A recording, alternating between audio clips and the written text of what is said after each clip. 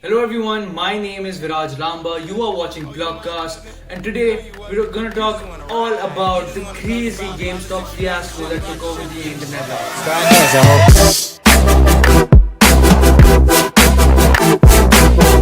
So to give you some context, GameStop is an American-based company which sells everything gaming related. It sells CDs, it sells consoles, it sells merch, etc. etc. Now, because the PlayStation and the Xbox have games that directly come to your consoles online, you don't really need those CDs. So they anyways were going through a financial decline. But then Corona happened and then the lockdown happened and then they went in serious losses and it was declining like crazy. So then what happened? Big companies, big hedge funds decided to short GameStop stocks. Viraj, what do you mean by shorting stocks? Let me explain. Shorting stocks is basically borrowing something, selling it, and then buying it back after selling it for cheaper than what you sold it for and giving it back to the person. That means you made that little bit of profit that was in the middle. Now, shorting stocks banks on companies declining financially.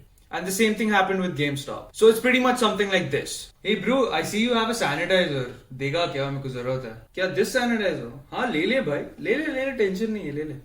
वापस दे देना बाद में मगर ले ले तू. चल, it's okay. Don't worry about it. Thanks bro, sorted I seen. अभी मैं जाके ये बेचूंगा जो ये मेरा नहीं है और फिर जब इसका दाम गिर जाएगा मैं इसे वापस खरीद लूंगा.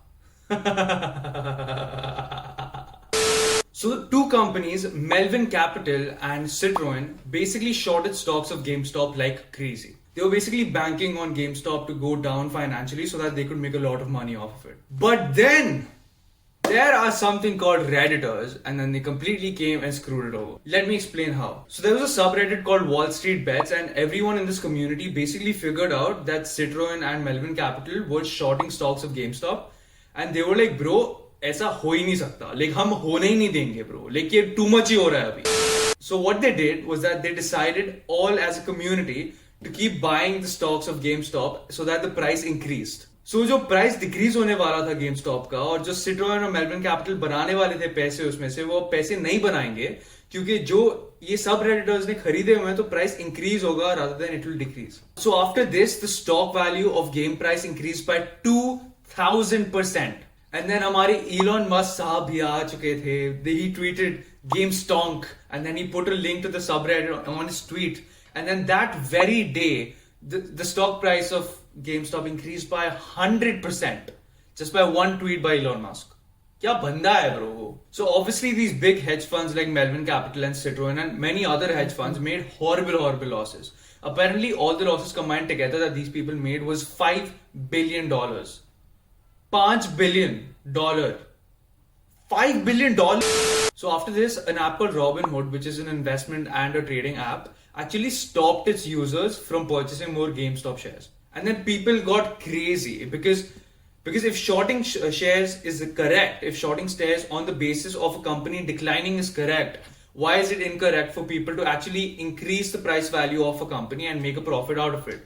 Just because these big hedge funds lost a lot of money, that doesn't mean that something was illegal, right? Just because it didn't have Wall Street backing doesn't mean it was illegal. So because now people weren't able to purchase this anymore through Robinhood, which is a very major platform, the price value of GameStop started to decrease like crazy because now people, after they made a quick buck out of it, they started to sell their stocks, but there was no one to purchase it because they weren't even allowed to. So now a lot of these hedge funds like Citroen and Melvin Capital are actually reconsidering their whole model of shorting stocks as a sustainable way to make money. In fact, Business Week actually came out with an article that said today is the worst time you can be a short seller. I'll leave the link in the description below if you guys want to check it out. As I was editing this video, I realized that on the 23rd of February, the CFO of GameStop actually got pushed out of the company because he didn't share the same values as the other board members. Everyone in the board basically wants to move to a more e-commerce business kind of way, but he actually wants to stick to brick and mortars. So they actually pushed him out of the freaking board. After this, the GameStop stock actually increased by 104%. But guys, think about it. It was one subreddit community that completely revamped the whole system of short selling stocks. I mean, was this just an internet meme that died off? The 104% increase doesn't say that. But the fact that people wanted to make a quick buck out of it and the price really depreciated very, very quick does show that हाँ यार maybe it was just a meme यार बस थोड़े time के लिए तो था ही. But the point is that the internet can do so much even financially. And it's so global that people all over the world are influenced by this. After all of this, you can clearly say that finance is moving to a very different place in the future, even with the rise of Bitcoin and other cryptocurrencies. And obviously, cryptocurrencies and Elon Musk and everything, that just deserves another video. So just tell me down below if you guys really want it. But what I'm truly interested in is the way that the internet can actually change people's mindsets about money. Globally, that too. Even though this was an American thing, there was a lot of influence that happened in India because it's the internet. It goes all over. And there were memes all over the freaking internet. And I'm pretty much baffled if you don't know about the GameStop fiasco. But the good part is that these Redditors, just people on the internet, people who call stocks stonks, actually had such a huge influence on Wall Street. It says so much about where the internet is going with finance, and it's honestly so exciting. And I genuinely feel that it has the ability, the internet with finance has the ability to change people's mindsets about money. Especially in India, when we look at it, we have that clear mindset, you know, हम हमारे finance के बारे में बात ही नहीं करेंगे क्योंकि नजर पड़ जाएगी और फिर हमारा पैसा डूब जाएगा. हम लक्ष्मी के बारे में बात नहीं करेंगे. It doesn't work that way. The only way you can understand finance in general is if you have multiple perspectives. You can have multiple perspectives by talking to people about it. And I feel like the internet is really solving this issue in India because now more than ever the youth is talking about investments, trading and everything like this, and it never was this high before. And I feel like the internet is making stuff like this cool, especially with like the Dogecoin and everything.